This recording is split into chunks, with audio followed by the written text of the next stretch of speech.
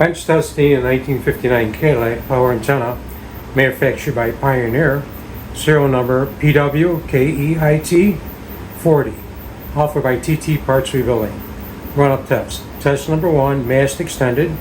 Test number 2, mast retracted. Test number 3, mast insulated from ground.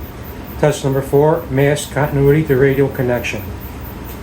Test number 1, mast extend.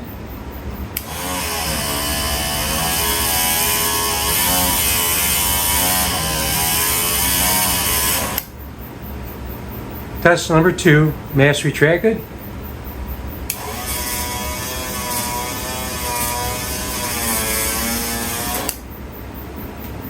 Again, test number 1, mast extend.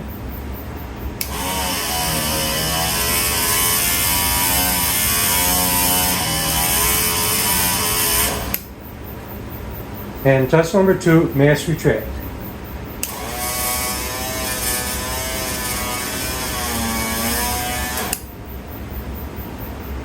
Test number 3, mast insulated from ground. Using the continuity tester, we see we have a connection.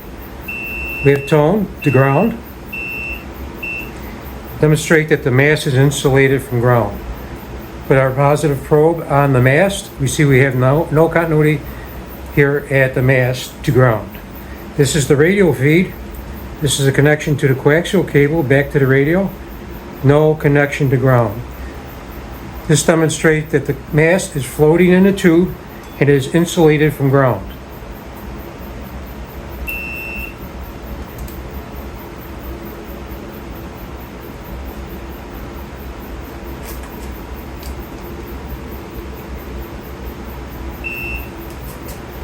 Test number 4, mast continuity to radial connection.